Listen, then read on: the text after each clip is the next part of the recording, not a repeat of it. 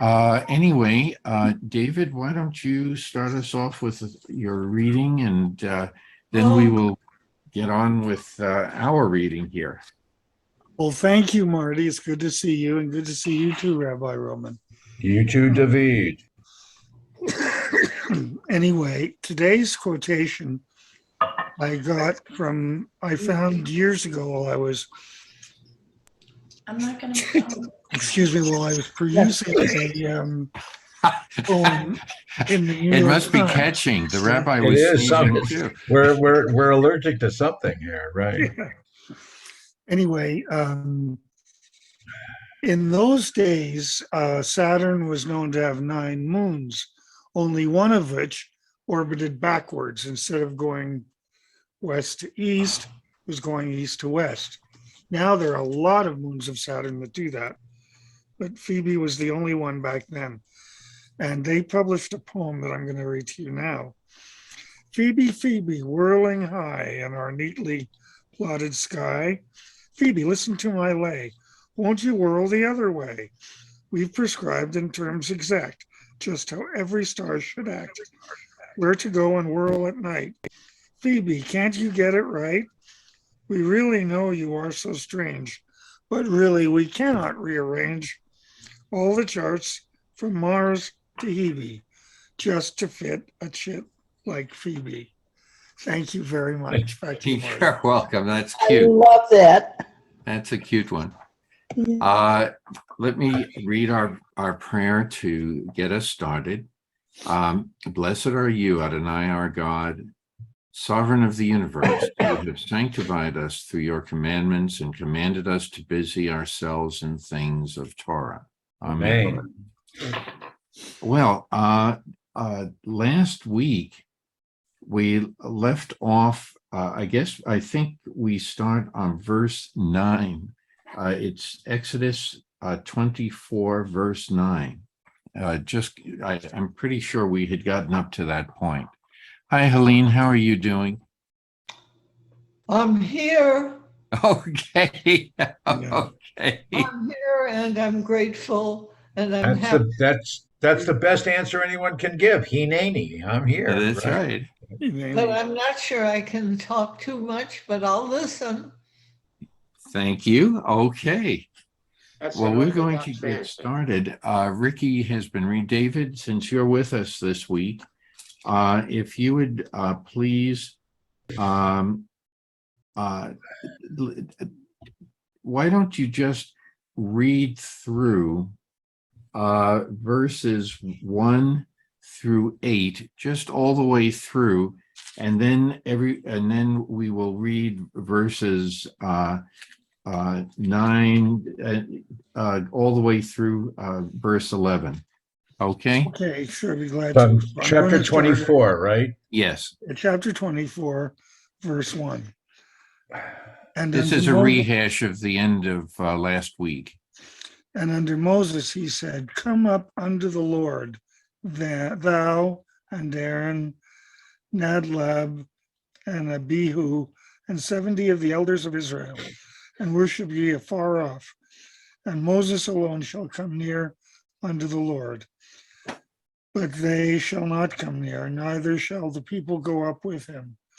And Moses came and told the people all the words of the Lord and all the ordinances. And all the people answered with one voice and said, all the words which the Lord hath spoken will we do. And Moses wrote all those words of the Lord, and he rose up early in the morning, and he builded an altar under the mount, and 12 pillars, according to the 12 tribes of Israel.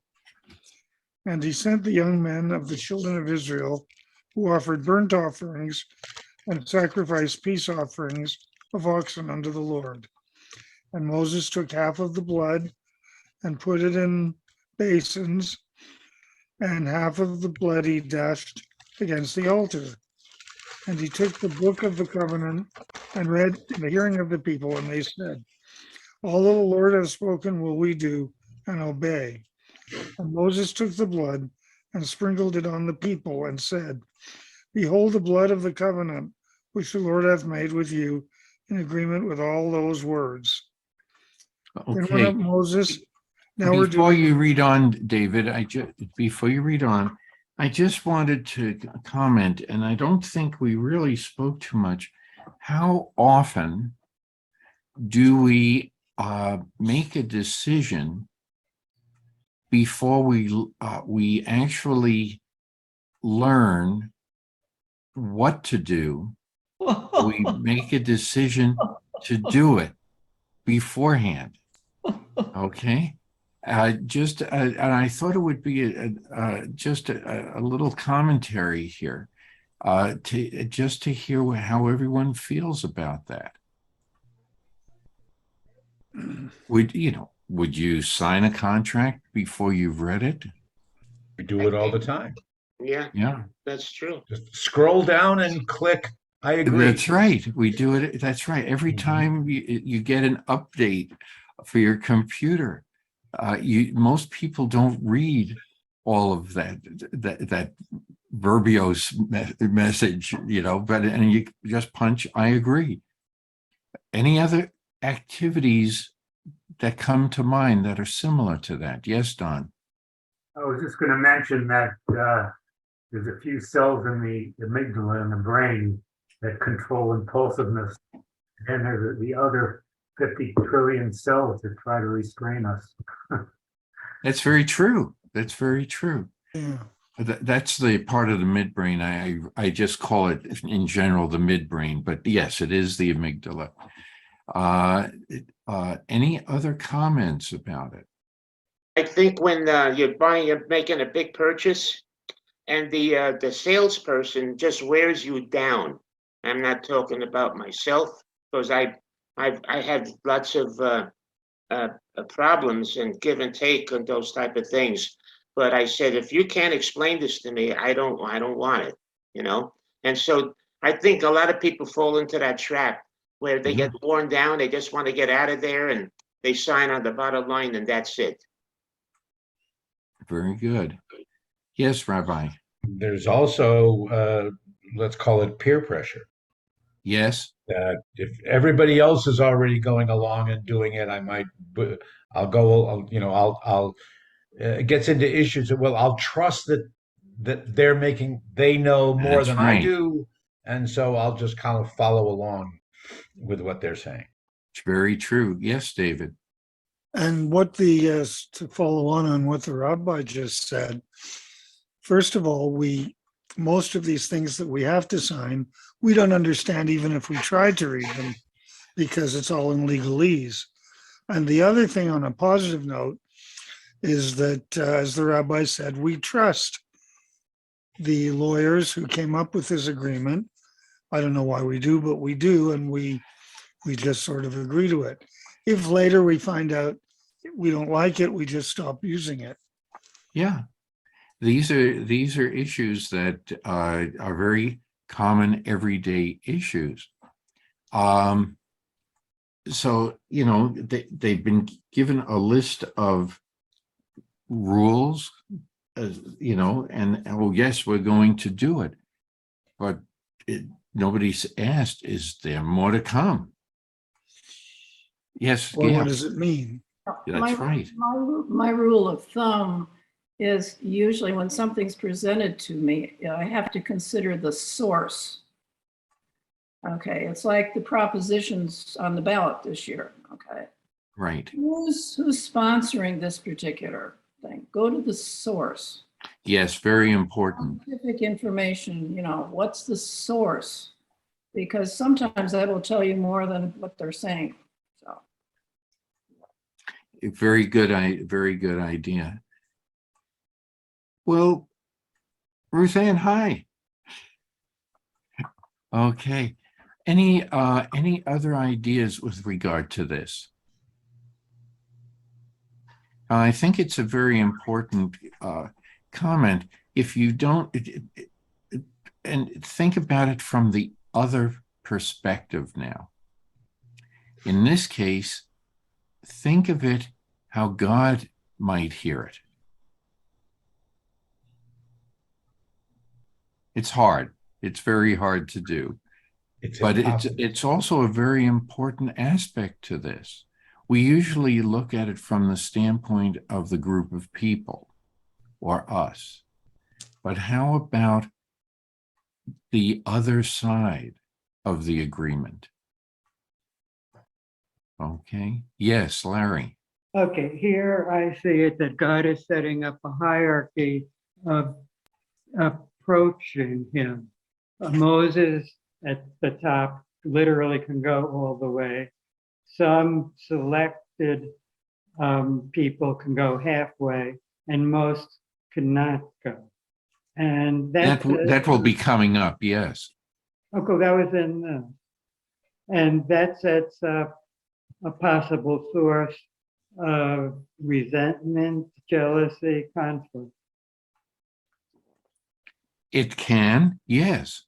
And that comes to bear. That comes to bear, which we will get into later. Very good, Larry. Yes, Rabbi. Yeah, I just want to pick up on what Larry was saying, with not in direct response to your question, Marty, but um, the story of their names are mentioned here, of Nadav and Avihu, of the two oldest sons of Aaron. And I've done a lot of research. I'm fascinated by this story and troubled by this story, as we're going to learn, I don't know, next year, whenever we get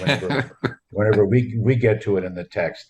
It's in Leviticus, but there is strong belief in the midrashic literature that this is where Nadav and Avihu start to question, just like Larry is saying. Why? Who's this Moses guy that he's the only one who can get? It's time for a new generation to step in. It's time for new leadership to emerge. The people are, and there's even one midrash that I've seen in my research that says, wait a minute, maybe the people should not have been so quick to respond unanimously. We didn't take the time to really think it through. We didn't take the time to read and think about all the things that we're agreeing to. So there is that strain in the literature also. But Marty, your initial question does raise a very, very good question that I'm not familiar with many, at least in the classic literature, of anybody who says, okay, how is God standing there or sitting up on a throne, whatever, smiling at the people who have all accepted this? Is God saying, they're still very naive, aren't they? We got to throw more at them. They need more challenges to mature in their ability to make decisions. Interesting. Yeah, it's just another. So we've done this before in Genesis several times. What about the other side of the story?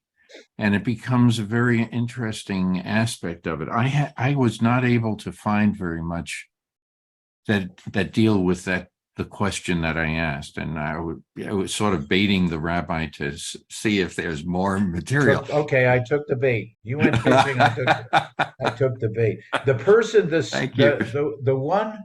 the two names that come into my mind of, Marty, I don't know whether these were sources that you looked at, but one would be Max Kadushin, Kadushin, who was considered the expert on midrash of Exodus, and the other would be Shalom Spiegel, who taught at Jewish Theological Seminary.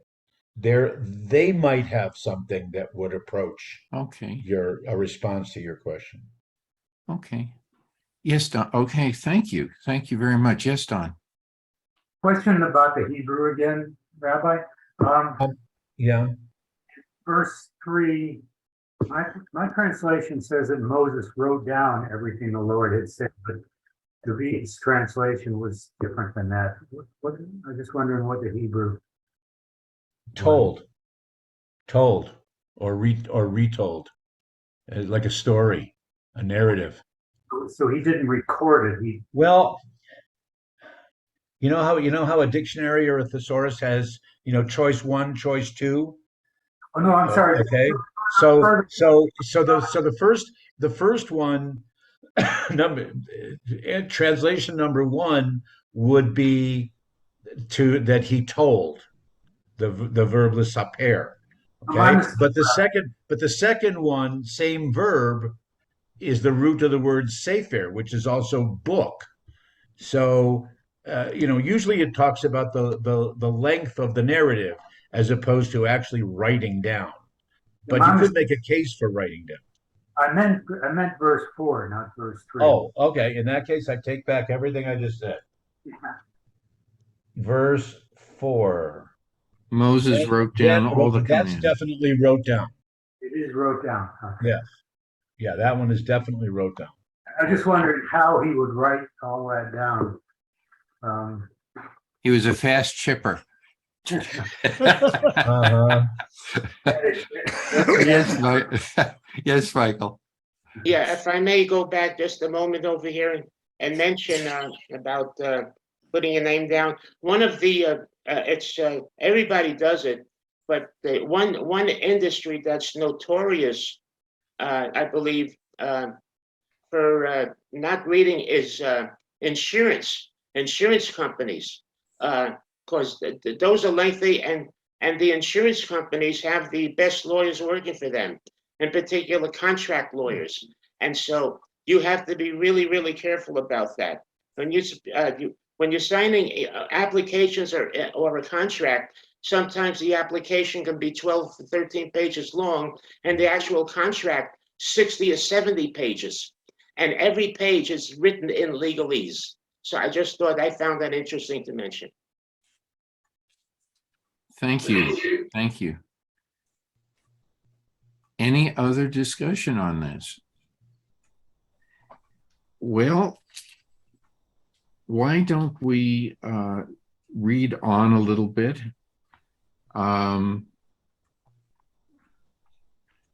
Okay, verse And 9. Please, yes. Then went up Moses and Aaron, Nadab and Elihu, and 70 of the elders of Israel, and they saw the God of Israel, and there was under his feet the like of a paved work of sapphire stone, and the like of the very heaven for clearness. And upon the nobles of the children of Israel he laid not his hand, and they beheld God, and they did eat and drink. Okay. Any comments about this? Yes, Larry. Okay, and they saw God. What does that mean? Literally, figuratively? Because previously, if you see God, you die. Right. So Well, let's explore just this one phrase. yeah, he just, I'm just taking verse 11 at face value. Verse 10, and they saw the God of Israel. Right. Okay, what does that, what do you think that means? Larry? Well, we had a little discussion last week about the phrase, I will be what I will be. Okay, and maybe it's left as a gap for multiple reasons. Can you think of any reasons? Yes, Gail. Oh, Friedman's helping me out here, Larry. It's okay. He says that they had a vision, not that they saw, but that they had a vision of God. Right. So, But even so, Rabbi, yes. Well, the classical commentary, but it's also in our own slang. Someone's explaining something, someone's experiencing something, is oh, I see. Oh, I get it. Kind of thing. That's the way the classical interpreters say it. Not that, God forbid, obviously, that these people saw God, because then they would have to die. So they perhaps envisioned, as Friedman is through Gail is teaching us. But they had an experience in which they understood God or comprehended a little bit more than they had before. Ah, I get it now. I see. But did they all see everything the same way? Uh-huh. No, of course not. That's right. I think that's what Larry was getting after. Yes, Larry. In some Native American concepts, they use peyote, other hallucinogenic to go into a state where they can have visions, and many of them then interpret for the people. So could this be some aspect of that? People could go on a vision quest. They could fast until senses become enhanced or different, flourish. There's so many different concepts to approach, let's call it a higher power. It's a good point. It's a very good point. Maybe hard work, marching through the desert, doing everything, and now experiencing higher altitude can also lead to the same thing. What about fasting on Yom Kippur? Exactly.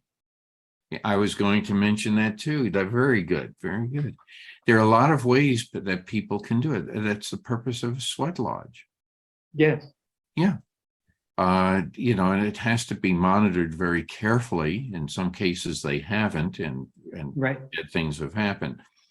But overall, all of these means are useful to make you more receptive to stimuli, Mhm. but the interpretation of those stimuli can be altered. Yes, Rabbi. My teacher and friend Larry Kushner, once he was doing a presentation for teenagers, and he said, "This is like the first experience of a bar mitzvah party." Okay, because they realized they attained a certain level of maturity in their relationship to God, and then they ate and drank. Okay, and they went and they had the party. But that's Larry Kushner. The Eitz Chaim quote: "We need not turn our back on the material experiences of the world in our quest for God's presence. God may be found in eating and drinking as readily as in praying." Hence the prayer after meal. Mm-hmm. The grace after meal. Any, yes, Don? Yes, so I think what we're reading here is getting ready for the transfer of new information from God to man. And so I expect there to be, heightened awareness, getting the priests and the leaders ready to receive this information, so it's purposely exaggerated. I don't want to jump out of this context, but Nadab and Abihu, those are the two sons who get zapped later on. Yes. They're messing around with the ark. Okay. Yeah. Okay. Yeah. So it's so there's a metaphysical glow created here, so everybody's aware that this is special stuff coming down. Mm-hmm. Yeah. Your analogy to a computer reminds me of it's being downloaded. Yeah. Well, you accept it, and now it's downloaded onto your computer. Okay. And whether you like it, all of it or not, it's there. I wish I could get some peyote out of my computer. But sometimes you need a little bit of that in order to read everything. It's the fine print. Okay, any other discussion? Yes. We just finished our seminar Right now we're having breakfast, but I want everybody to know, I just heard about Ricky. She's up, she's walking, Oh, Very good. doing okay. So I just want everybody to know, because I'm not going to send an e-blast, because these are the people who really need to know here at Torah Studies. So, Well, thank you. Thank you for relaying it. That's a very good news. okay, Very good. I'll rejoin you after we eat. Okay, Bye-bye. hang in there. Bye. Well, that was good news. Any other discussion about this? Could you, Marty, could you please restate the original question to this? Well, it was from the position, we always look at this from our personal viewpoint, from the community's point of view, only because of the way it's written. It describes the actions of Moses and the people. But what about God? Well, that's the other side of the equation. We don't hear very much of that. And that's why I mentioned that in the discussion. What could the rabbi, what could God be thinking? Or what could any leader be thinking? Or the other half of any contract be thinking? Before you sign, you're already agreeing that you're doing this, and everything is being sealed with this spattering of blood. Okay, Marty, I got it. Thank you. Okay, Got it. that's what stimulated some of this discussion. Any other comments? Okay, why don't we move on then? You want me to continue reading then, Marty? Oh, yes. By the way, I thank you for reminding me, David. Before we read on, I want you to think about Nadab. I hope I'm pronouncing it correctly. And Abihu. In Hebrew, it's Nadav and Abihu. Abihu. Okay. By the way, are you aware there's a Abihu in New Mexico, Tana? Place? Place. Hope it doesn't go up in fire. No, but it's very famous for an artist. It's actually, they pronounce it Abiku. Abiku. Yes. George O'Keeffe. Oh, no Okay. kidding. Really? Okay. Yeah, our grandchildren went to George O'Keeffe Elementary School in Albuquerque. Ah, yeah, she's a So very famous artist. And I've taught there and visited them several times at that school. It's a good, her story is a very interesting one for anyone interested. In her time, she was a very progressive woman. Okay. There are a number of very important women who made the West. Okay, read about them. You'll be surprised. It wasn't just guys. Anyway, I want you to remember these names, and as we read, and we're going to come up with several different stories before, as Don said, before they're zapped, there are several stories I want you to keep in mind as to reasons why this may have occurred. Okay?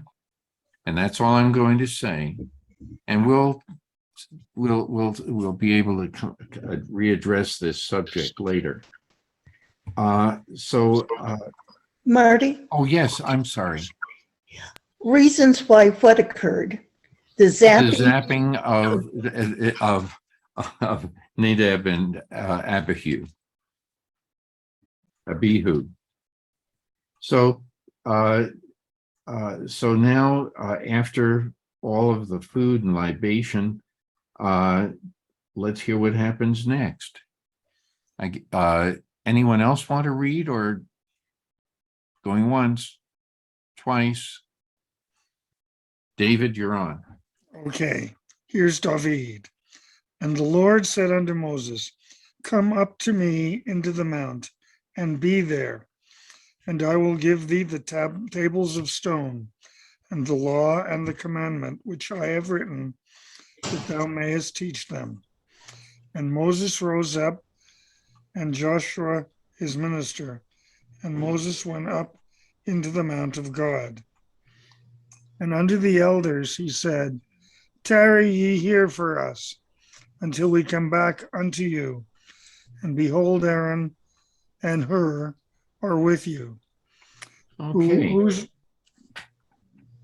Whosoever hath a cause, let him come near unto them. Okay. Any comments? There must be a commentary in someone's book, if not thought.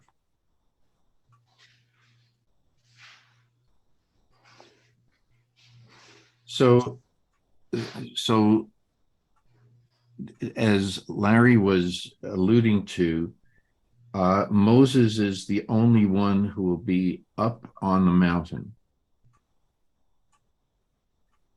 Okay, where he will eventually receive from God the tablets. Okay, with the teachings and commandments. Okay, that I've inscribed to instruct them. Yes, Don. Yeah, I never realized that Joshua set out with Moses. Yes. Would have expected Aaron at least, because he was present when God spoke to them, Aaron and his sons. But Joshua suddenly jumps in for inexplicable reasons. It's asking, was there any comments on that? Okay, that's a good question. Where have we read about Joshua already?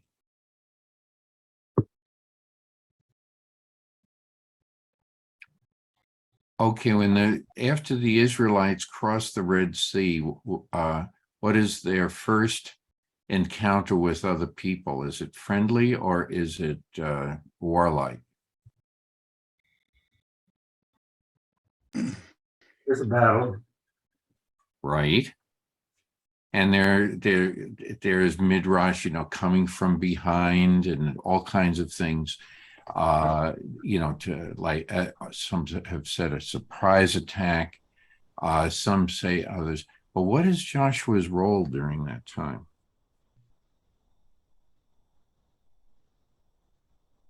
He's the military leader. That's right. Moses doesn't have military experience. That's right. He was a prince.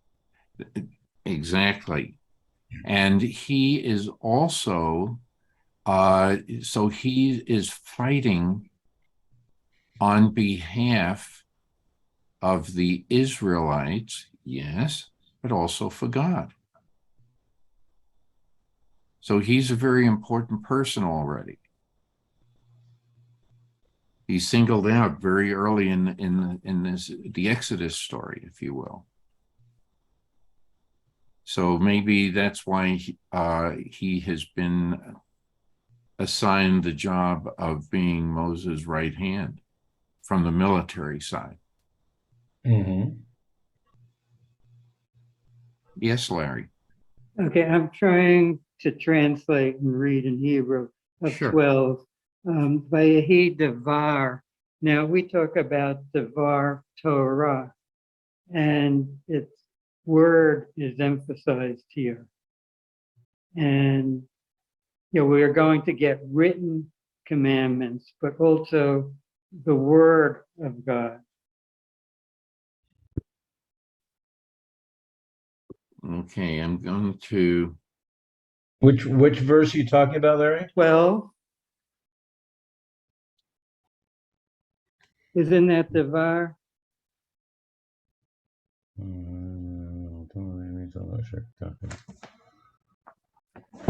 On 24:12.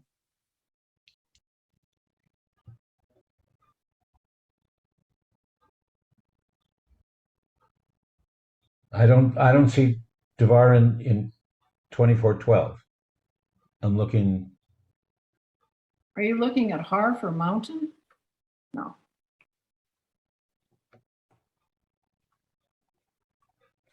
Okay, therefore the word of the Lord came to No, you're in the Gideon. wrong. That can't be 12. It's not? Okay, in Exodus 24:12, and okay, I'm in Hertz. Okay, then I have, okay, what do you have in Hebrew for 12? Well, nothing like that. It's God says to Moses, "Come up to the top of the mountain."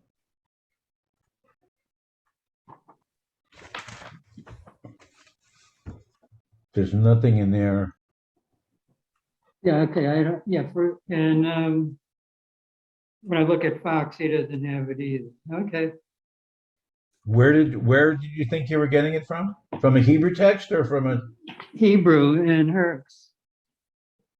Why don't you read that, Larry, and see what Okay. is for all of us. Ve'yehi devar Adonai el Yirmiyahu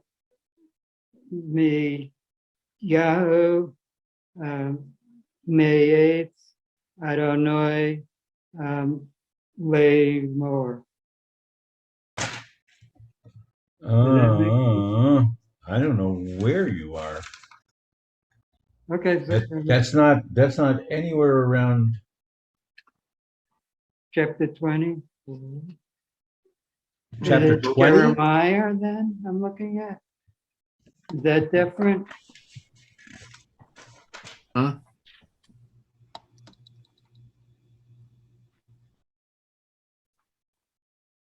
Oh, it's a Haftorah. Okay, sorry. It's the Okay, Haftorah. yeah, that's why Named okay. Jeremiah. It's okay.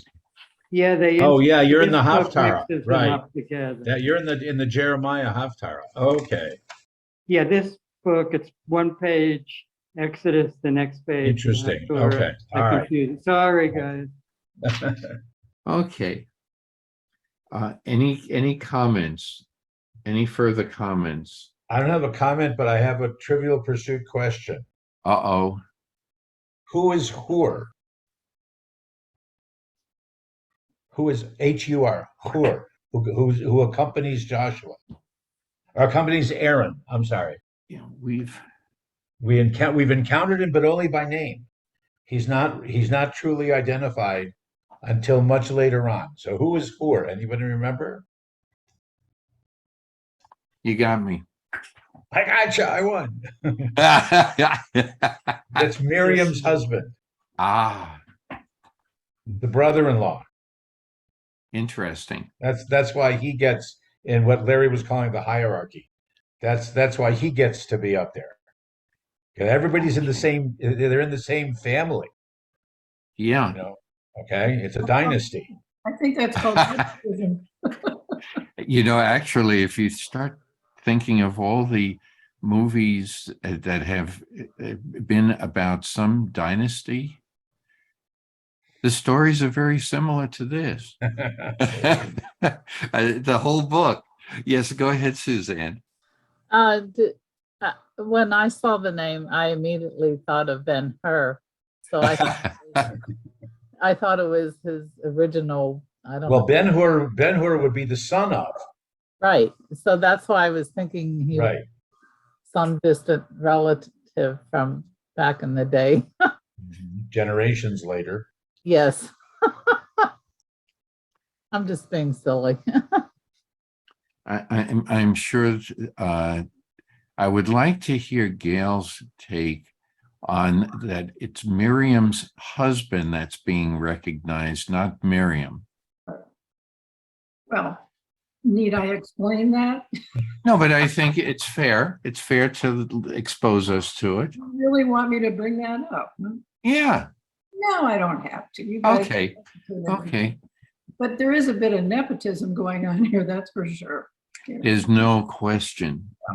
It's I actually, can you think of any other stories that we've been reading that are similar? Well, similar in what sense? Sort of dynastic.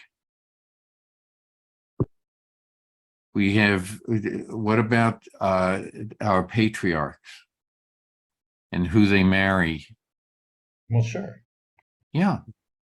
Yeah, that's right. So this is nothing new under the sun, as if you will, for that time, even for that time period. Yes, Don. Yeah, the entire Bible is dynastic, isn't it? Yeah. I mean, so Which is it's just an interesting way of looking at it. If you think about all of the, at least if you think about also Christianity and Islam, and the various divisions, and I think it also is sort of dynastic. There are variations on the theme, but the overall picture is that way. Yes, Rabbi. And it certainly does not mean that there is a lack of conflict within the leadership of the dynasty. That's brothers attacking brothers, and sons attacking brothers, or even fathers. Mm-hmm. The most It would be recent. totally different. It was all a story of the mothers, right? That's Instead right. Of the Oh, I think it would have been. Yes. Yes, please, Amy. It is reminiscent of what's going on in our royal family over in Great Britain. Of course. That's right. Oh, I wonder if the author, I would love, I have to ask that question. If the author who wrote Yellowstone follows this story fairly closely, and all the intricacies and, you know, the conflicts in families, brother against brother, things like that. Yes. Gail, you're muted. Sorry, I'm not familiar with that book, Yellowstone. It was a TV series, yes. Oh. And it follows, there are a lot of conflicts and everything, but through it all, certain individuals come through as the hidden heroes and heroines, things like that. And sometimes they're from an outside tribe that has entered into the family, which I just find it interesting. I'm wondering if he's. And ultimately, I think there are two things. And I'm not a literature major, but ultimately, family comes first. Yes. Actually, family comes second. The land comes first. Comes first, always. Okay? And we would say, in our tradition, we would say, because the land, the earth belongs to God, and we're just the caretakers. Right. So it's just an interesting coincidence. That's all I can say. Yes, Don. yeah, just continuing the discussion on dynasties and bloodlines. It's really the source of all conflict and competition throughout the Bible. It's and the laws against intermarriage. I mean, not only within Judaism, but even there are other groups. That's right. Judaism, to restrictions against intermarriage, it kind of guarantees conflict. I was just comparing Judaism with the contemporary of this period of the Zuni Indians, our neighbors in New Mexico. So about the same time as Moses, the Zuni's culture had women controlling ownership of the land, and that the male suitors had to agree to live according to her rules, and there was no private property. So it turns on its head everything we learned in the Bible. And in fact, that culture wouldn't know what to make of what we're reading now, because what we're reading, it's the men who control everything, and private property is the basis of everything in the commandments. Don't take what's not yours. Okay. Yeah, I'm Okay. Let me, that's a good comment, Don. I don't know who had their hand up first, Gail or Larry. Okay, go again. Go ahead, Gail. Thank you, Larry. I'm just going to comment, you're talking about Zuni, but the Navajo and the women are the ones who own the land, well, not the land, but the herds. And when they want to divorce their husband, they just put his saddle outside the door. Literally. Yeah. So, no, it's a matriarchal society. It's not male. Okay, thank you. Yes, I'm please, going to Larry. stick to English this time. Okay, go up to me on the mountain. The metaphorical image of mountain is so powerful. I mean, we have Mount Sinai, but also I think of Mount Olympus and Sermon on the Mount and the Native Americans of the sacred mountain. The Navajo have the 4 mountains, that it's elevation and height, and that it's closer to God. Yeah, that's right. A good point. Good point. Amy. That's exactly what I was going to say, Larry, that the higher up you are, the closer you feel to God. And I think that theme runs through many religions. We see that in pyramids and staircases to heaven, so to speak, all throughout literature and in religion. You see that a lot in Judaism, especially at burial, because in the Orthodox, they look for to bury a person higher up in a cemetery where there's a large hill, like the mortuary in Mount Sinai in Los Angeles, Hollywood Hills.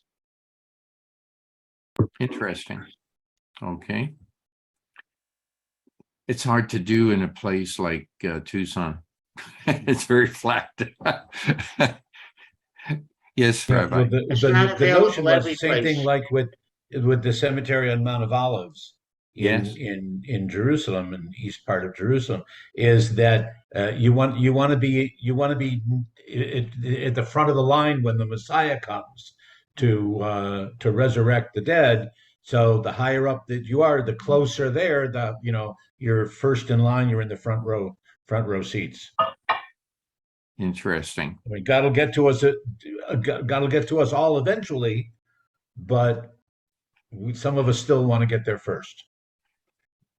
Okay. Any other comments? I know we've covered the waterfront here, so to speak, in the middle of the desert. Do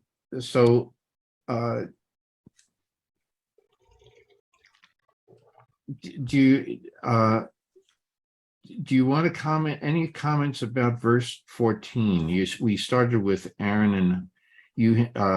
If we just read the whole sentence, okay, you have Aaron and her with you.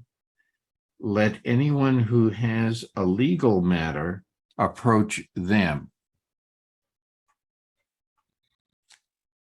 Any comments about that? Yes, Amy. Well, it sounds like it's the establishment of a judiciary. We've had a similar discussion. Yes, it's a good point. We had a similar discussion when Yitro approaches Moses. Among the different elders, select these elders. So are these 2 individuals being singled out as leaders of the court? Yes, Amy, you had your hand up again. Well, I have a question about Aaron, since he is a military leader. Is he playing a double role here? No, Joshua is the military leader. Okay, okay. Never mind. Thank you. Okay. Yes, Don, again. This may be the first delegation of authority we've seen. Because until then, it's been Moses in the middle. It's been the hub and spoke workshop model. And then now Moses is delegating his authority while he's away to Aaron and her. I can't think of any other place before then when that's happened. Yeah. So this is some, he's assigning this. Moses knows he has a task to perform, and he will be away from the people, but he is assigning these two individuals a very important role of leadership. Is that a good way of putting it, Don? Yeah. Okay. Any other comments on this?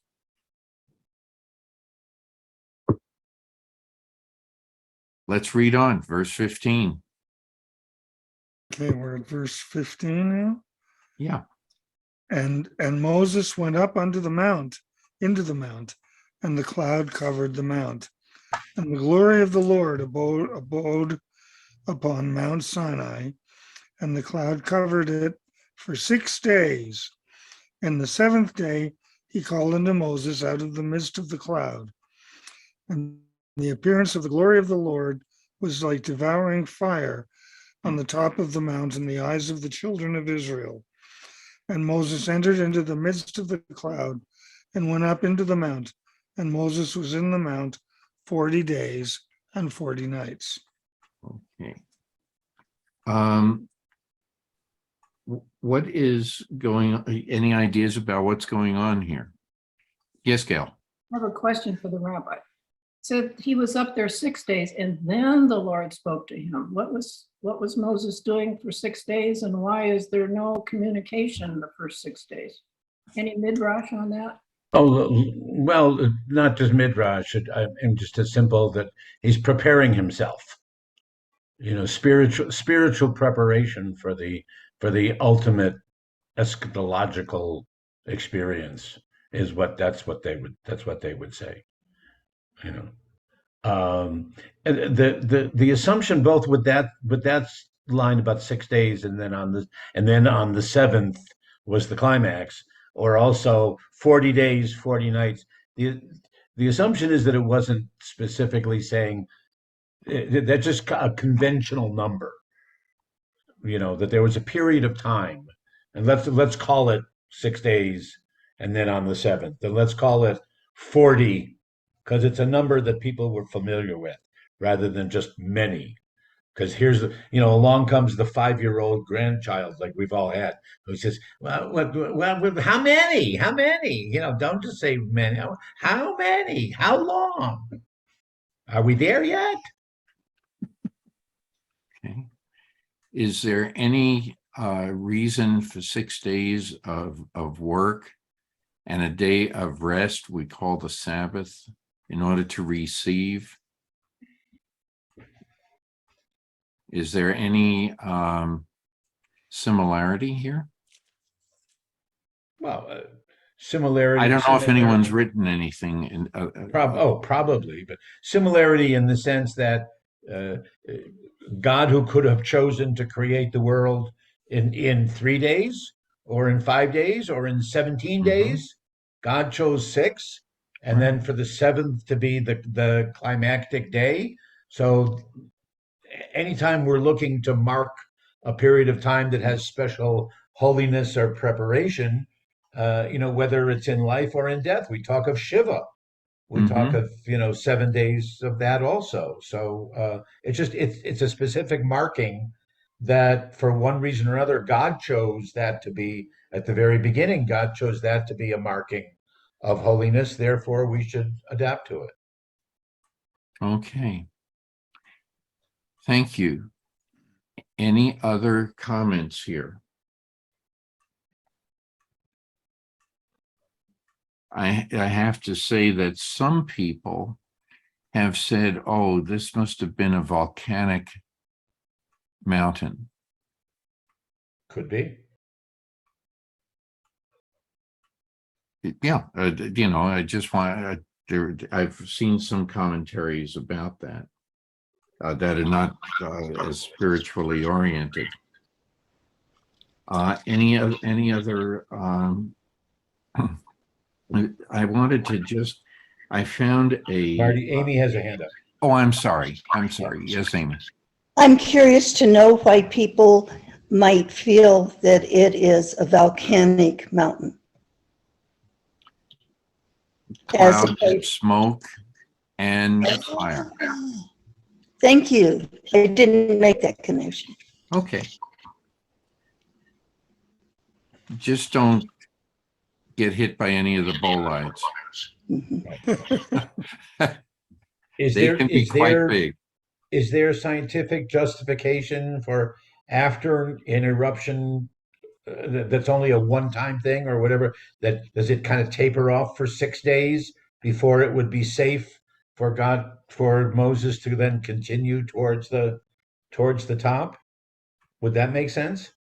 Yeah, it would fit. It would fit scientifically. I'm not a volcanologist, okay? But Is that as opposed to Leonard Nimoy's being a volcanologist? Right, okay.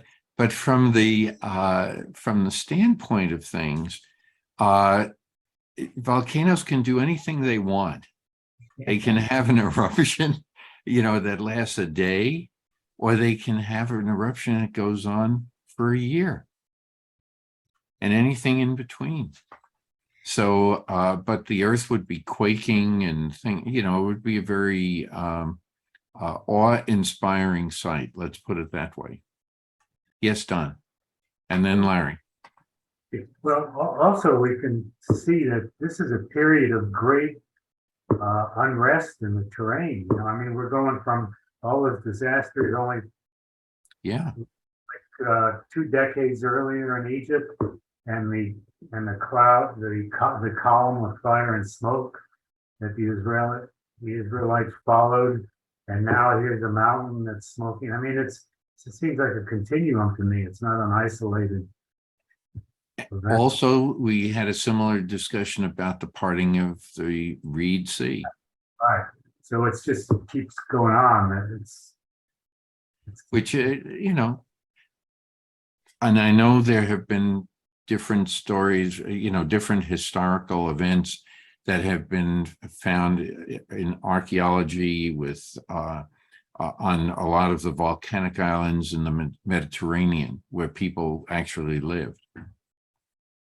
So I don't know if there's any, that there's a whole volcanic chain that goes right up that area. Yeah, definitely. So I found a little commentary in Plout about males only. I forgot to mention it before. The obligation to visit the sanctuary 3 times a year is laid upon males only. Exodus 23, verse 17. This is one of the verses from which the sages derive the rule that positive commandments which must be performed at a certain time are obligatory only for males. Could this also have been a way of getting them to also assume spiritual responsibility as opposed to being those that worked, most of them worked in the field or had trades or things like that? Is this why? One of the reasons why God could be picking on the male? The women already had that spiritual side.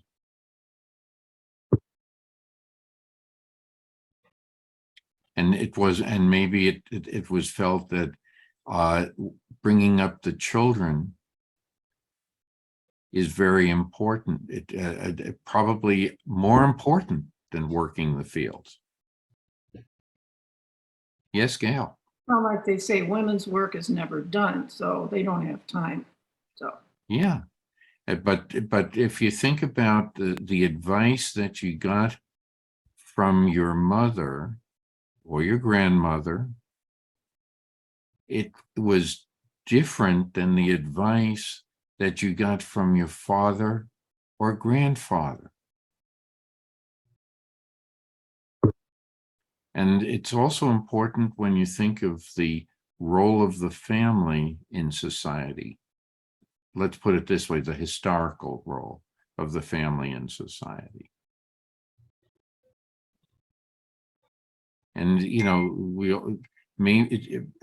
I just toss that out for at least thought. Okay, Rabbi, and then I want to get to Larry. He had his hand up too. No, let Larry go first. That's all right. Okay.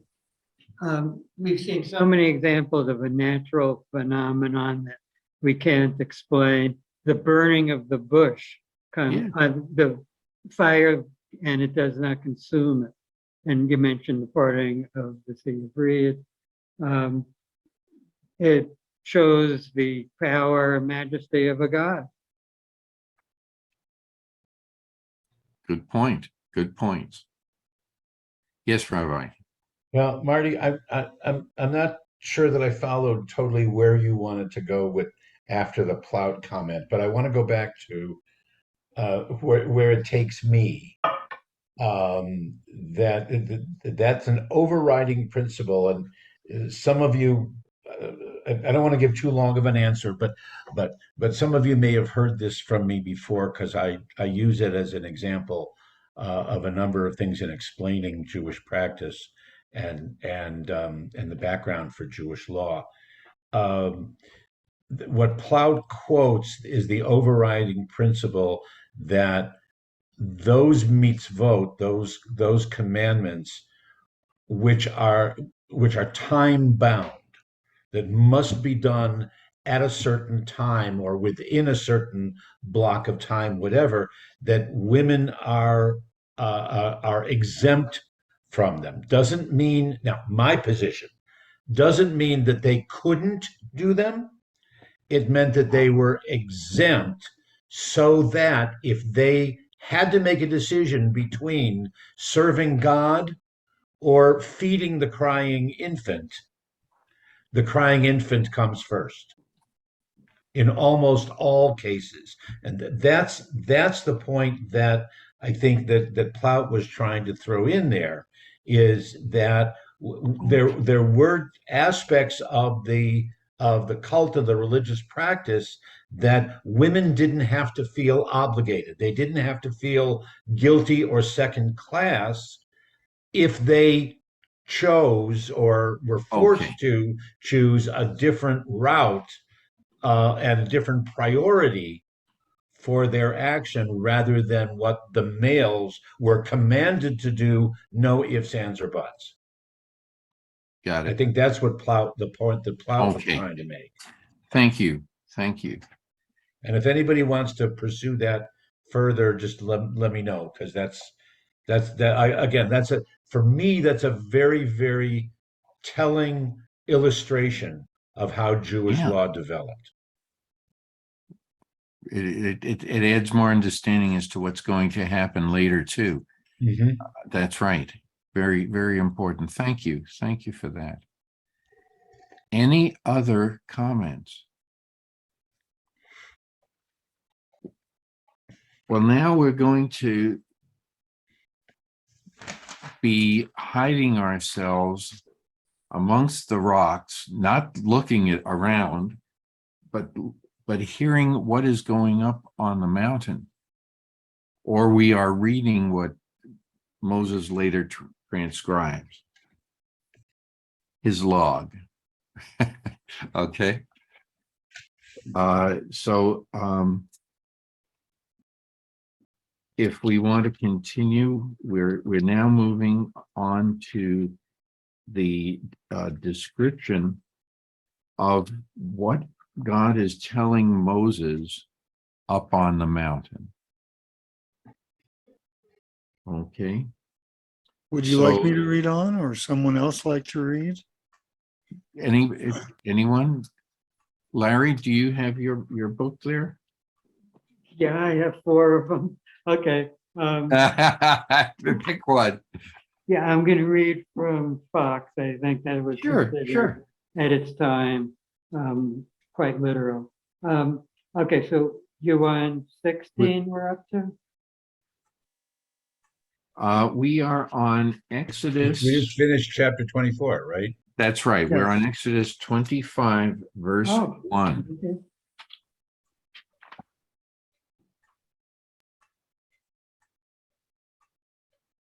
Okay, 25:1. Now Yahweh spoke to Moshe, saying, "Speak to the children of Israel, that they may take me a raised contribution from every man whose heart makes him willing. You are to take my contribution. And this is the contribution that you are to take from them: gold, silver, bronze, blue, violet, purple, and worm scarlet, basis and goat's hair, ram skin dyed red, tan leather skins, acacia wood, oil for lighting, spices for oil of anointing, and for fragrant smoking incense, onyx stones, stones for setting for the ephod and the breastpiece.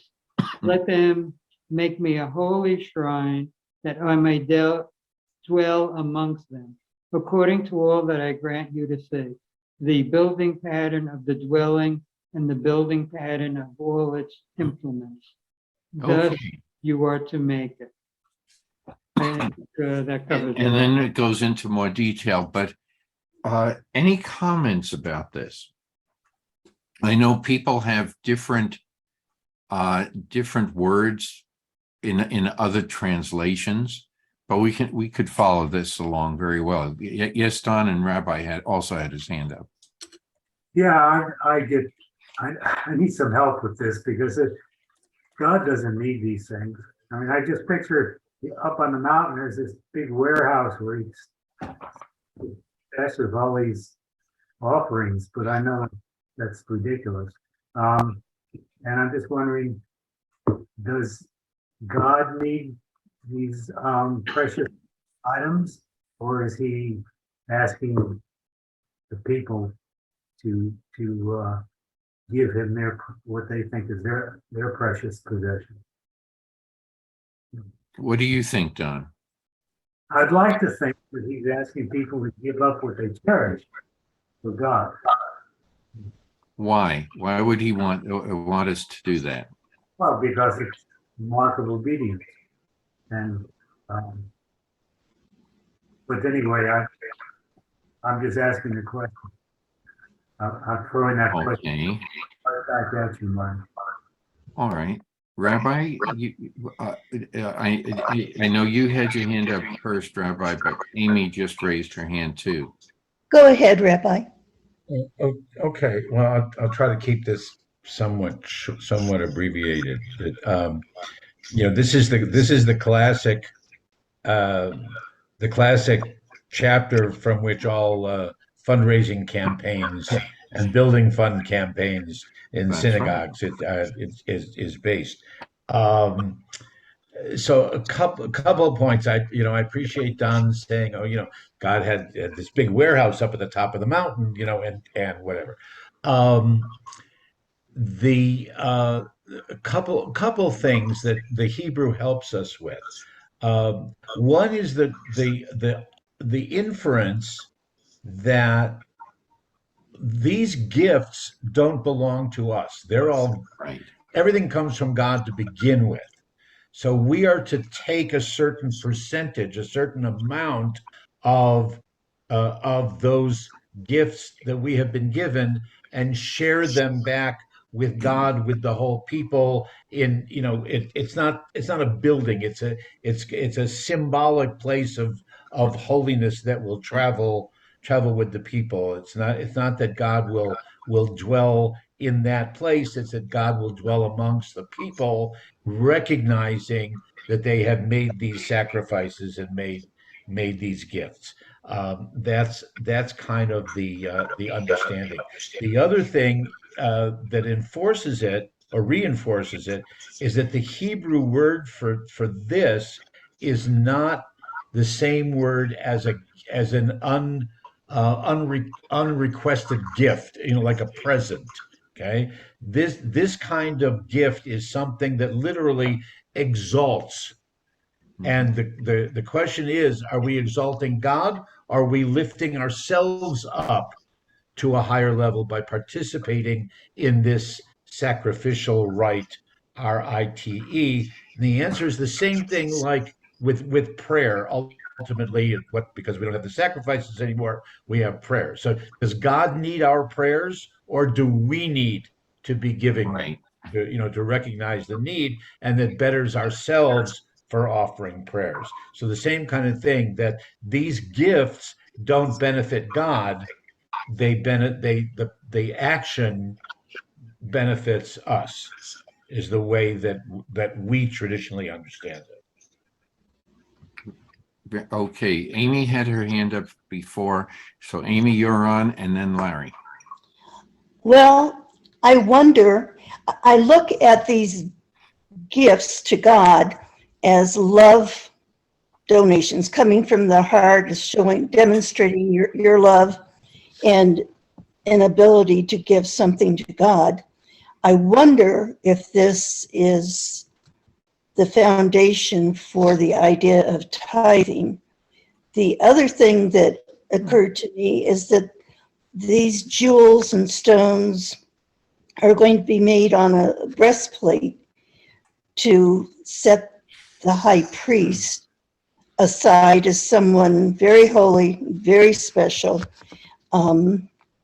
perhaps closer to God, someone to listen to, respect, and obey. Good points. Good points. Yes, Rabbi. Oh, Let let me just answer about tithing. Sure. Tithing, that particular formula, the 10%, comes from Jacob, who says, God, if you will be with me on my journey, I will give you a tenth of everything that comes to me. Thank you. Thank you. Yes, Larry. Friedman has a really interesting commentary. The command is to all the people to take from individuals who are themselves part of the people. It is strange linguistically. The whole people is not commanded to give. People only have to give if they are individually moved to do so. But the whole people is commanded to collect it. It's like when someone says that he gave a gift to his congregation when he himself is a member of the congregation. Good point. Excellent point. Thank you. I was going to bring this up. I didn't say it before, but this is the time to say it. For a person to feel part of a community, he has to share in the experiences of that community. Okay, and some people, we all know this in our lives. There are some people who take it seriously and try to do something that helps others, that helps that helps the building, helps the rabbinate, helps the Torah fund. Okay, I'll put in a plug. But Thank you. Thank you. And it means that little bit, that 10% that you give, in many ways makes you feel good about yourself, that you were able to participate in the project. This went up throughout the whole western half of the United States. It had its birth in the Midwest, where the community would get together and help someone build the barn raising. or help them build their homes. And Native Americans knew this. They worked as a team, okay, to accomplish an awful lot. Some things were done as an individual, but there was a time when the whole community would be involved in a project. This is no different. It brings people together from all walks of life. And we're going to now see that it just with what we read takes into account many trades. What trades have been mentioned in this paragraph that we've read?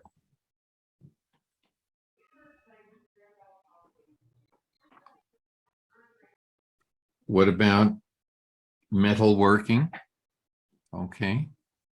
And you have the dye workers, you have the Weavers. preparation, the weavers, you have the hunters, the fishermen, okay, and the woodcutters, okay. Which brings me to another thing. Why acacia wood? Why is this mentioned? Why not oak? Yes. The only thing I can think of is Used to that be. it's in honor of the school that's near my home, Acacia Elementary School. Okay. That's a good one, Dave. But what is it about acacia wood that's very very important to know? So when we see it, we can understand why it's being it's going to be used here. Well, it's a very hard wood. Okay. And yet it's also it's a very durable wood, but yet if the humidity isn't right, if the temperature variations are too extreme, it can crack. That's the downside of it. So maybe think about our experiences in reading Torah so far, and maybe, just maybe, and this is just my interpretation, maybe the wood is symbolic of us. We can be very durable at times, but we do have flaws that pop up every so often. Now, I know I'm overreading, but just maybe, okay? And so we're creating a house within a house. Within a house. And the house being inside our crania, metaphorically speaking. Anyway, I had to throw that in. Sometimes I think in wild directions. But I think that it's going to be important to keep these in mind as we go on. We'll go into more and more details about each step of as this whole story unfolds. Hopefully on one occasion, yes, Larry. Okay, I don't know how many details you want on acacia tree. Go but ahead. According to Google, what's special about the acacia tree? Acacia's durability means it isn't scratched easily. 2, while its water-resistant properties mean it won't warp readily, it's highly resistant to fungus. It's naturally antibacterial, and it's safe to use for preparing or serving food. So it's really amazing. Yes, it has, and it goes on from there too. But those are some important highlights as well. So if you're going to store something, okay, it may be the right wood to choose, and we will get in what it's going to, why the acacia wood is being used to surround some very important items. Okay. So we'll come to that. Thank you, Larry, for adding some of that. Any other comments about what we've been reading? Yeah, go ahead, Gail. Before we get bogged down into the details of how the ark was put together, you know, there's multiple parts to this project. The most important thing is kind of left out as far as I'm concerned, and that is that it was a portable object. Yes, we're going to learn that very shortly. The of the ark to me is more important than Yes. the wood or the hangings or rings or, you know, all this detail. It's the portability that's really, really, I think, the most central idea about the whole thing. It's not a permanent structure that's planted in the ground.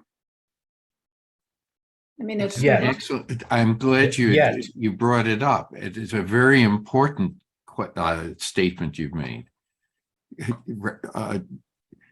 Because I was going to bring it up when we get to that part, but Gail, since you brought it up, what are your ideas about it?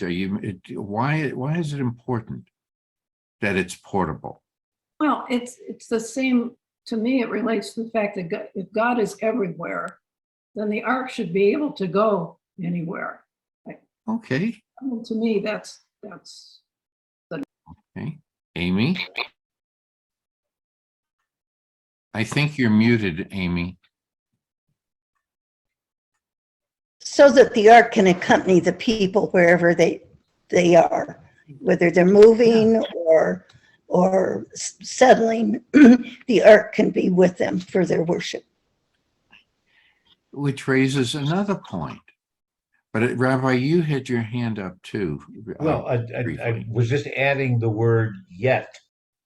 You know, it's not building a permanent place yet.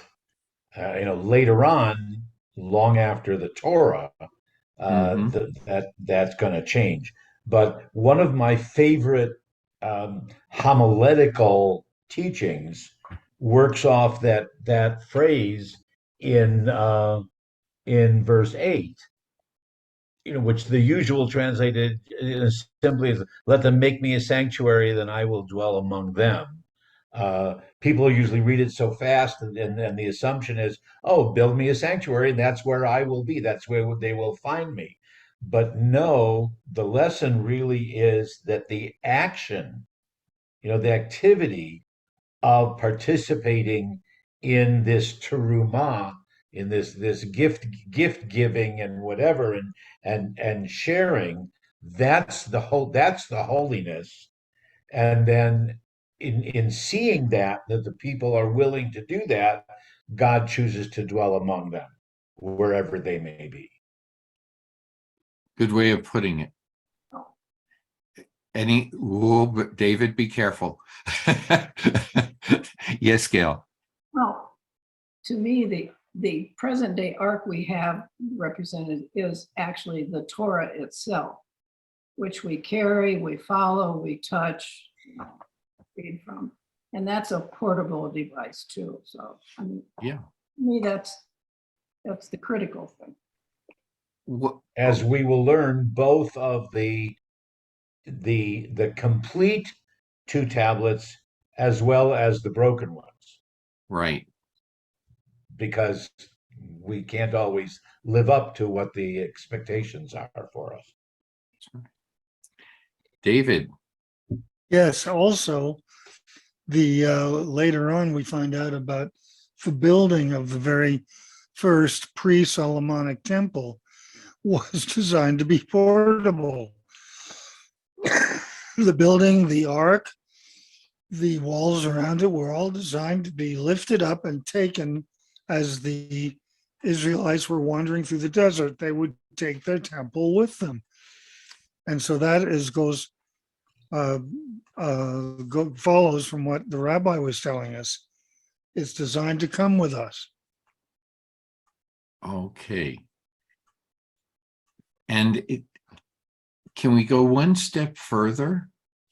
It's first, the first discussion, why is this important for nomadic people? I think we've touched upon it. Okay, they're going to be on this journey for 40 years. That's a pretty long time. Well, they don't know And that, but we don't know it yet, but we know it now. right. Mhm. And so why is that a very important component? If what would have happened if they built a permanent structure? That would tie them to the land. What would happen if you don't have a portable structure or something that you could carry during the diaspora? Why leave? That's right. Or if you're forced to, then that's a double whammy. Yeah. So there's more than just the physical also. What's up here? Yeah, well, bringing it with you is a unifier. It is. It Okay? is. You know, that's symbolic of your very purpose and your very identity. That's right. You're also carrying the word. Okay, so this is also symbolic of being chosen. If you think about that, the ramifications of this. So you two are basically you are volunteering to be a servant of God. It's another way of looking at this also. You sacrifice to him, right? Physically, but you can, and we can do it with prayer, or we can do it mentally without any words exchanged at all. So there are a number of different levels here that I think are, just to think about. That's all. Not necessarily, we don't have to discuss each level, but I think there's more to this than what first meets the eye. It's not just the physical structure that's important. It's what you're going to do with it. The journey is going to be more important than achieving the end. This story is not about the end. It's about the journey. Come to think of it. All right. And the rabbis have fun with journeys. So just to think about this, putting all of these different ideas into context, and it may say, okay. I didn't think about that part yet. And we're going to read other commentary, other areas here that you can take also very personal in your own relationship to the stories. So I just find it very interesting the way this has been constructed, structured is fascinating. And when I think of all the different writers that we've spoken about and things like that, I think it's a very remarkable source. Yes, Rabbi. Yeah, and as David was saying, it's not just the making of this altar or holy thing. It's once we're in the process of moving with it, of transporting it along our journey. Each tribe has an essential responsibility towards what it is that they carry. And then whenever it was being set up again, so that it wasn't, that's just for them. It was a very democratic kind of thing and highly participatory that for all the tribes that eventually would have territory, for them to be carrying essential parts of the tabernacle. Yeah, I just find it how this all comes together, and we're going to be reading into this as we go on over the next several months.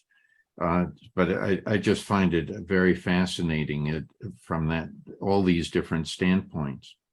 Any other comments before we move on? Okay. I'm going to let y'all fight who starts to with verse 10.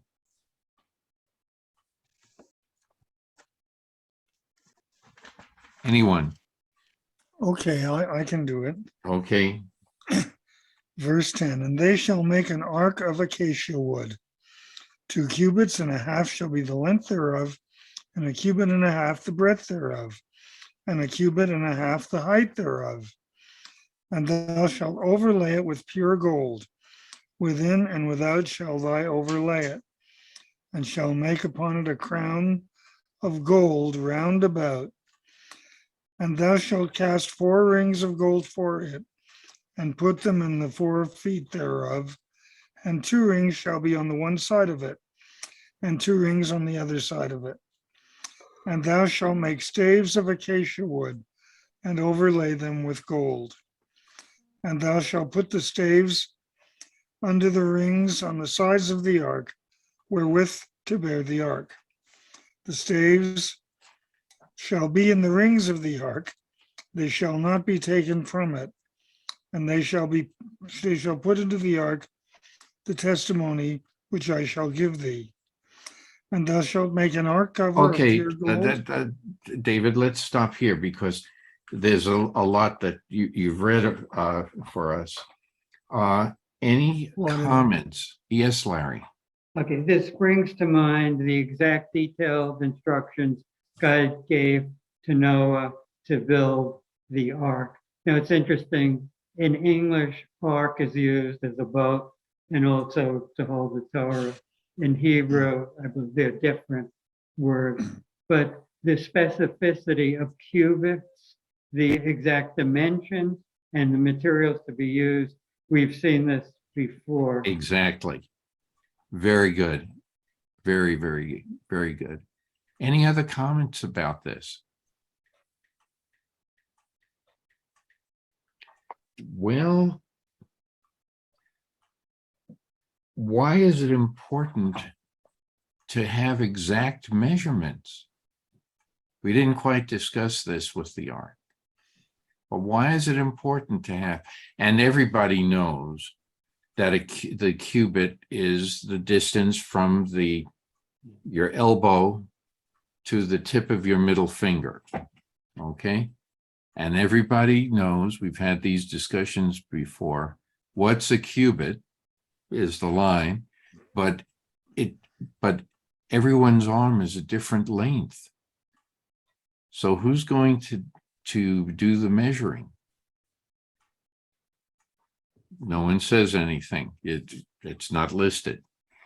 But there are two comments. One is that a cubit is 17.5 inches long. Okay. And the other is about 20.5 inches long. Right. I don't know. Maybe the cat can answer us. Can answer that question. Because of that, when you look things up on the internet, you will see lots and lots of pictures. Take your choice that appeals to you best, but it's probably not going to be correct. Okay. But it's someone's idea based on what we are involved with reading, and there are lots of variations on the theme to depict this. They must have had an awful lot of gold, okay? Because this is, and I mean, the acacia wood is hard and it's hefty. But now you're adding all this layer of gold. The people who are going to carry the poles had better be very strong people if they're going to be able to carry this for long distances. And maybe that's why it was going to take 40 years to get it from point A to point B. But But it's something that when you think about how much gold is being used, it's quite heavy. It's going to make a large dent in the sand if somebody drops it. Anyway, why using gold? Why is that? Any idea? We've spoken about acacia wood, but now what's one of the main properties of gold that also add to the same concept? Does gold tarnish? No. Suzanne and her cat said no, just by shaking their head. Gold does not tarnish. That's why it's used in the mouth and in different situations, but it does not tarnish. Right. And so why pick a wood that's going to be pretty permanent, pretty durable, and gold, which is in the same sense durable?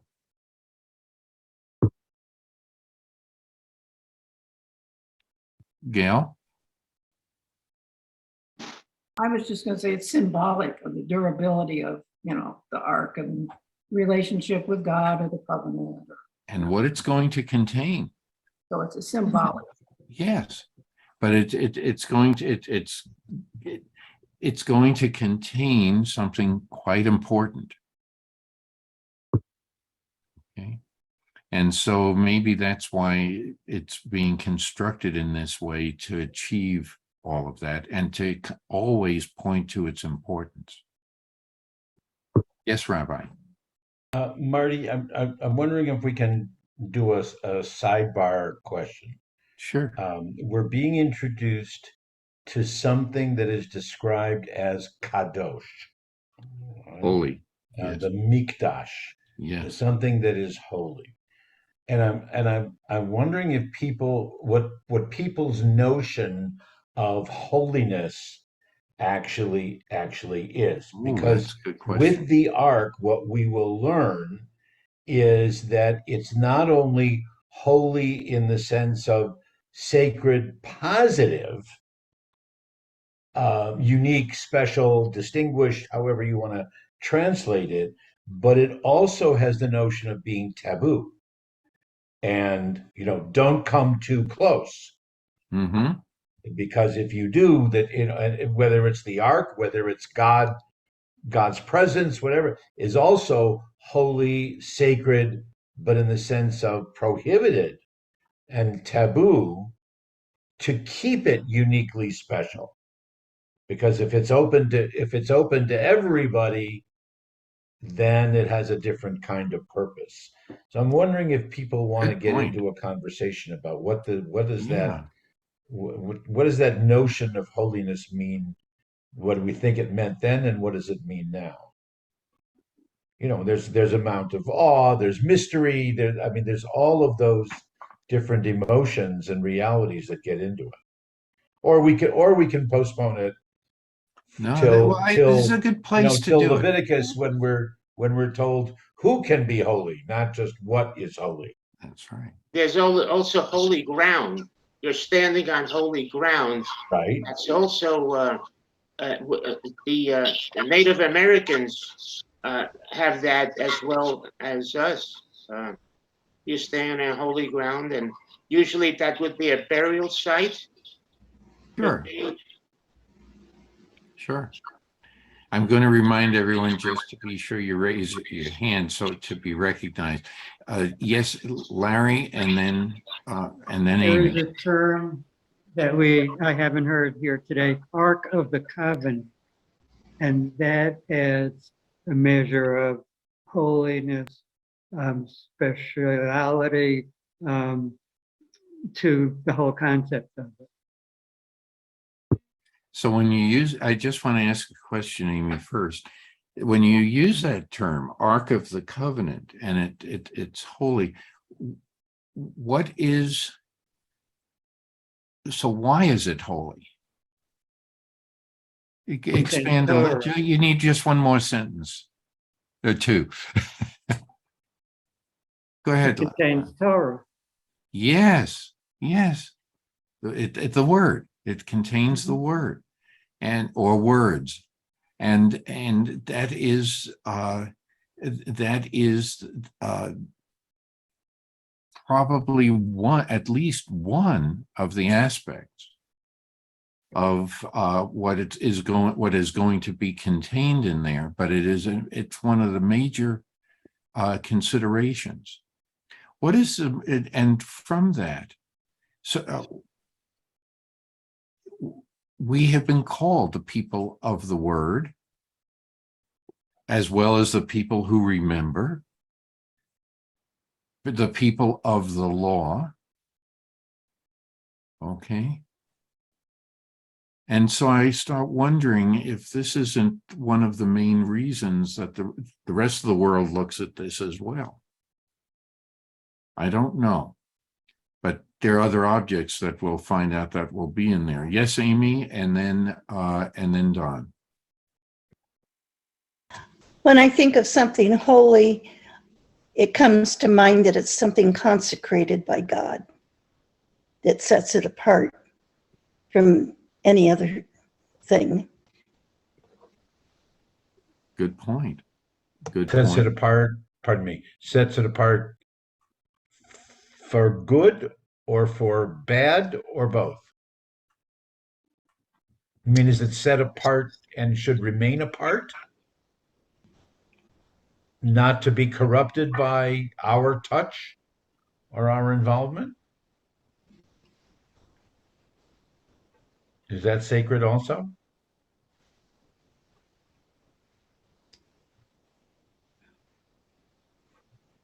I'm Any looking at ideas? Yeah, go ahead. it is set apart for worship and for guidance because it contains the Torah. And when you ask, is it set aside for good or for bad? I don't see the bad coming into it other than the fact that if you disobey the words of the Torah, it's not the path you should be taking. It's probably not the path that is going to lead you to success, and it's certainly not going to help you understand your walk with God. So I look at it as a good thing set aside. Okay. Don? Yeah, coming back to the ark, before we get too far into the religious symbolism, I think we should remember that this is a device to be the first Weber barbecue, and it's going to be used for animal sacrifice to fry them. And so the use of gold and acacia wood is pretty practical because there's going to be a lot of cleanup every time this thing is used. Is this the altar that we're talking about, or the ark? I'm sorry, the altar, yeah. Yeah, but the construction of the ark includes it's going to include the platform and the cherubim above it. So I just pointing out it's a very practical device because God is requiring animal sacrifice going forward. And this is where it's going to be done. So there's going to be a lot of bloody messes on this device. Okay. I'm going to hold that thought because it's going to dovetail into something else that we will be reading as well. And I want you to remind me if I forget. But a good point, Don. Yes, Michael. Can I use the word holy to this in regards to people? for a moment. I might have brought this up previously, and because I just find it interesting that can one person be more holy than another person? And one rabbi be more holy than another rabbi? And could that be applied to the different types of rabbis? An Orthodox rabbi, a conservative, or reformed? Would one of the others be more holy than the other? And if they're all equal, how would one decipher that?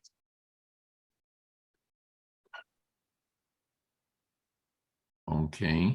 I better stand back and let other people talk first before responding to that. Okay.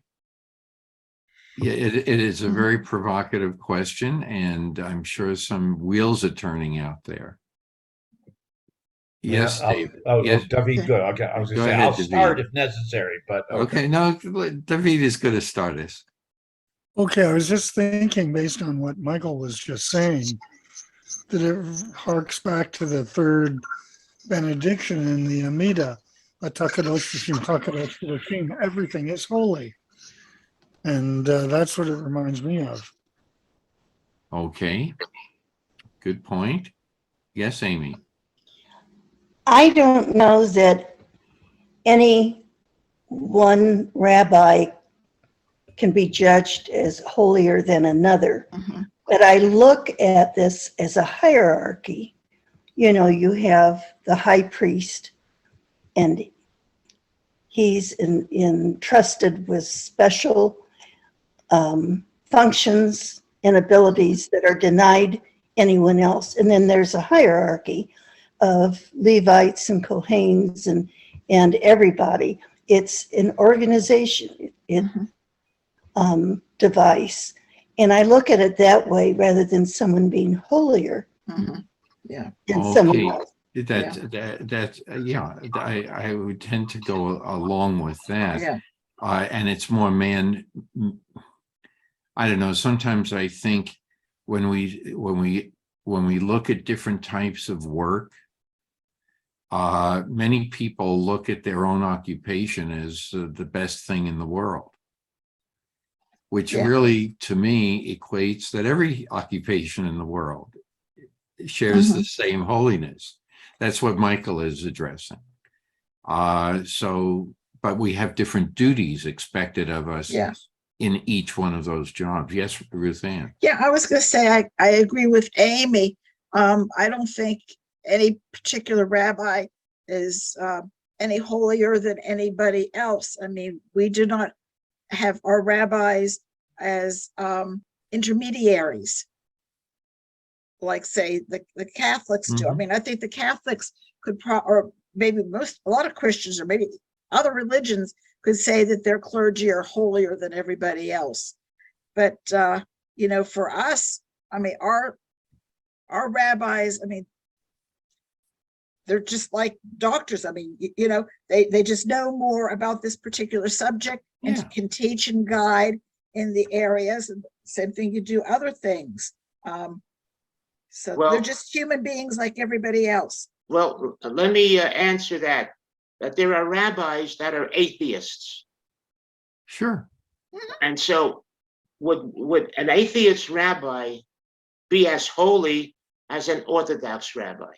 Yeah. Yes. In certain ways. I would side with Ruth Ann. Yes.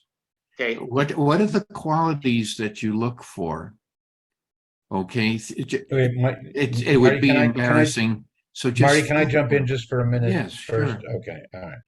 All right.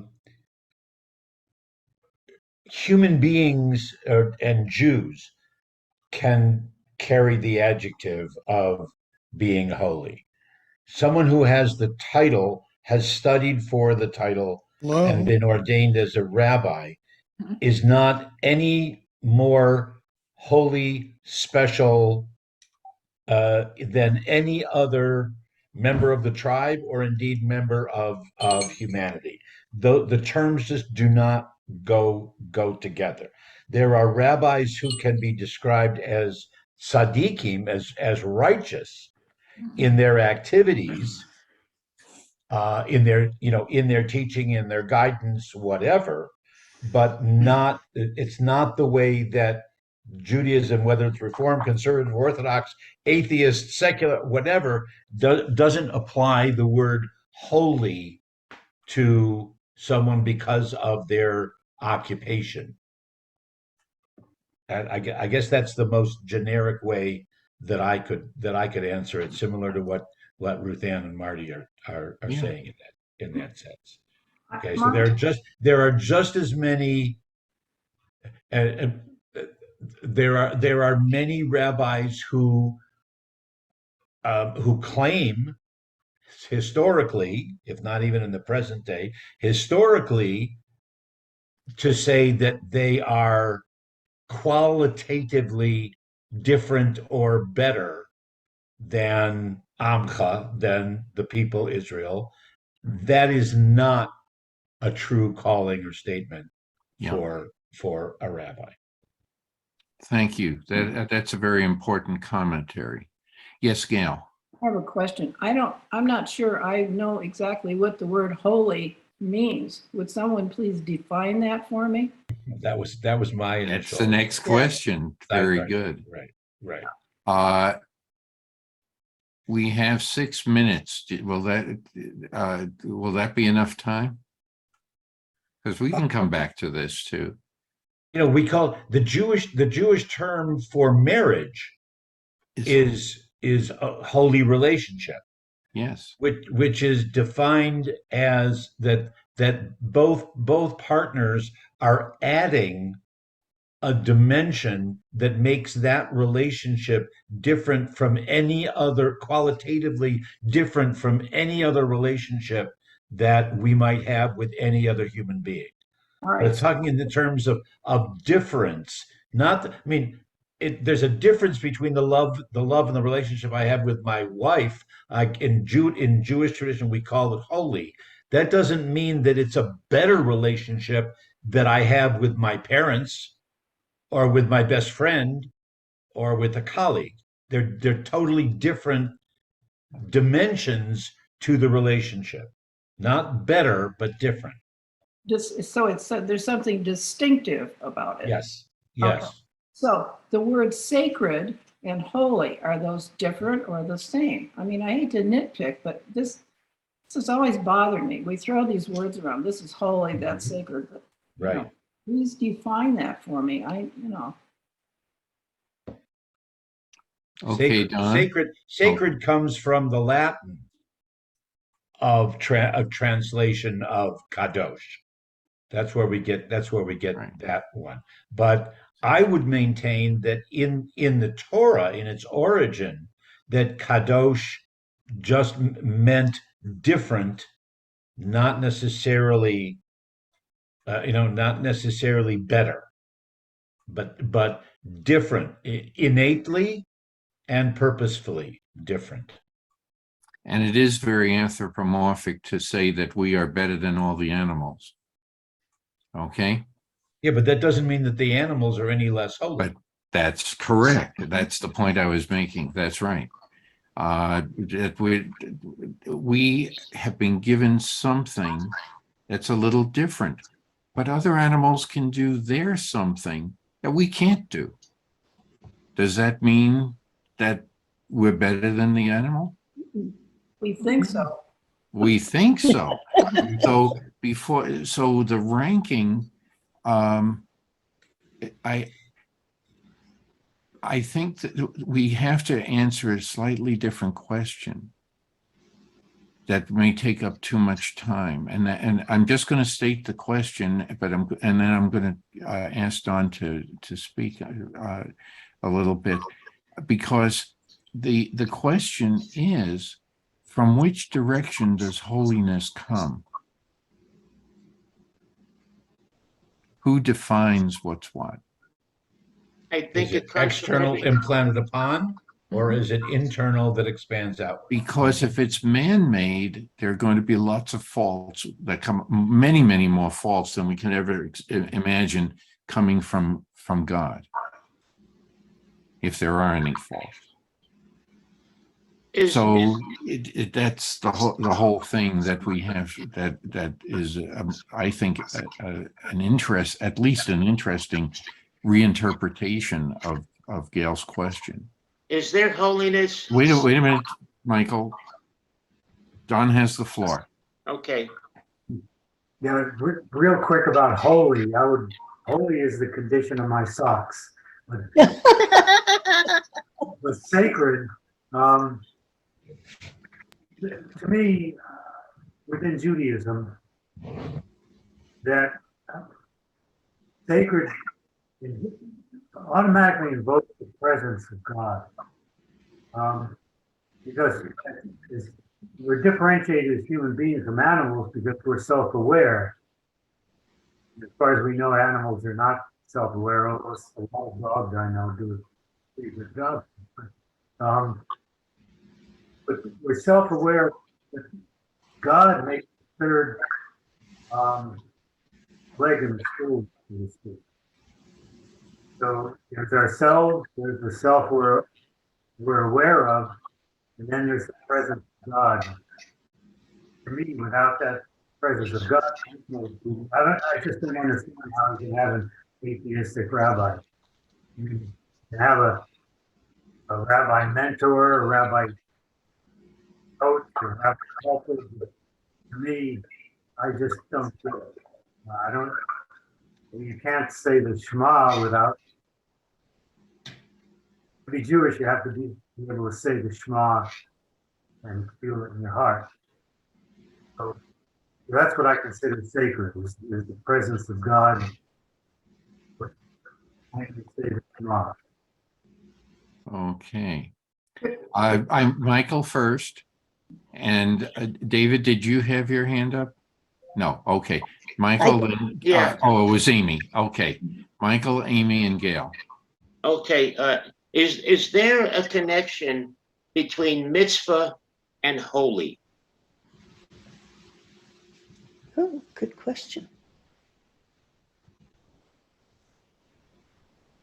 What is your interpretation of mitzvah? Mitzvah is doing a good deed. And I see the holiness in that. Personally, I see a connection of holy and mitzvah. I don't think it can be separated. All right. Amy and then Ruth Ann. Thank you, Michael. Thank you. My question harkens back to something someone mentioned just a few minutes ago, and that is that there are different rabbis, Orthodox, conservative, and atheist. And I'm having trouble trying to figure out how a rabbi can be atheist. It just seems like an oxymoron. Well, what is the definition of the term rabbi? Teacher. I rest my case. You can still teach it from a philosophical standpoint, as well as spiritual standpoint. You can discuss all of those, whether you're an atheist or a very pious individual. But how does that one do that with taking God out of the picture? Maybe it's meant to be all encompassing, not just in the hands of certain people who believe. Maybe there are certain things for others as well. I don't know the answer. I don't know the exact answer, but I'm not going to diminish the role that an atheist has. They're unique in their approach. That's different from those who want to believe. This is a different this is a different question. Is there a God or is there not a God? And that you have to, people will have their own answers. First Ruth Ann, and then Michael has his Okay. hand up Well, again. first of all, an answer to Amy's question there. Okay, there are many people who will call themselves Jews. They could be rabbis, they could be garbage, whatever. I mean, full gambit, who just like the tradition. They like lighting candles. They like doing, all the Jewish stuff. They don't necessarily believe in God. So you could call them an atheist in that respect, but they like doing the stuff, the Jewish stuff. Okay. And since a rabbi is just a teacher of that stuff, okay, they could be teaching that, but still not believe in God. So you could call them an atheist. I mean, there's many days I'm not sure I believe in God, but I certainly like the stuff and I do it. And I've seen myself as head of the ritual committee bringing more and more of that stuff into an importance. It wasn't, when we got here 6 years ago, we didn't necessarily do as much. When they founded the social club, they certainly weren't interested. Well, no, basically they formed the social club because they were interested in the stuff. Yeah. You know what I mean? And then it grew from there. So that's, you could have a rabbi who's an atheist. That doesn't, one doesn't have anything to do with the other. And then as far as what Michael was talking about, the mitzvah, we like to think of mitzvah as being always positive. But when you look, in fact, that there's 613 mitzvot in the Torah, and I believe most of them are negative. Right. Okay. Mhm. That's right. So you cannot say mitzvah and whole, I mean, if you think of holy as being positive, a mitzvah is not always positive. So there is a difference there. So which is more important, the letter or the gap around the letter? Anyway, yes, Michael. I didn't write it down, damn it.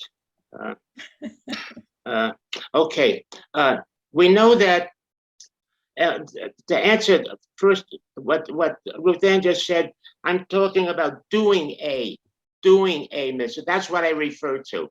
I should have said that, doing a mitzvah. Anyway, I want to talk about this just for a moment. So we know rabbi, the word rabbi is teacher.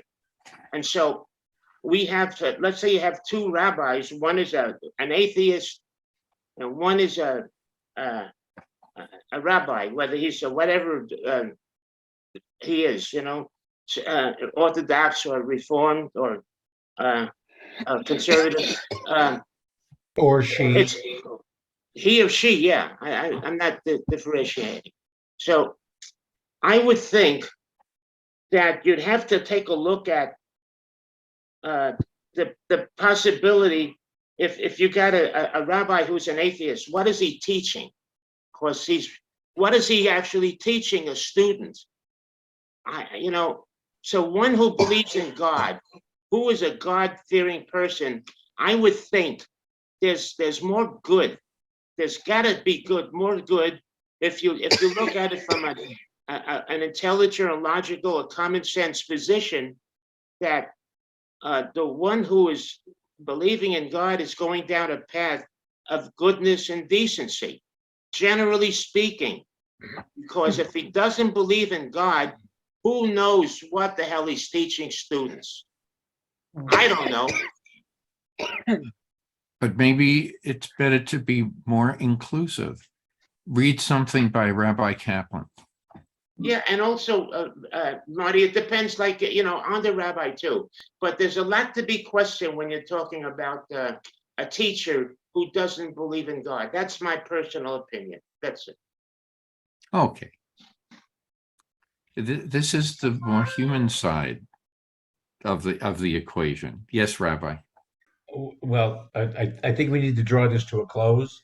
Yes. I would certainly be open to having another conversation, whether it's at the beginning of next week or even at a separate time for people who might be interested. To Michael or anybody else who wants to follow up, I strongly encourage you to look at the writings of Rabbi Sherwin Wine, W-I-N-E, who founded a movement like Mordechai Kaplan, but founded a movement that has thousands and thousands and thousands of Jews around the world, and what they call humanistic Judaism. Okay, and it's not that they say whether you believe in God or believe that there is no God. It's that more importantly is your belief about humanity, and that your belief in God or about God or denial of God is actually irrelevant. What's more important is how you act as a Jewish human being. The bottom line question, then I have a totally unrelated question. Bottom line statement is that a rabbi is no different in his or her categorization of holiness than any other adult Jew. Rabbi has more training, ideally more knowledge, although that's not always the case, experience, ideally, and is licensed by the state or the government wherever we're living to perform certain ceremonies and whatever that the average layperson is not, although that's changing also these days. But compared to, and I think Ruth Ann was making this point, compared to many other religions and denominations, the rabbi, just by virtue of his or her title, is no closer to God, or is not considered to be any more, quote unquote, holy or different than any other adult Jew.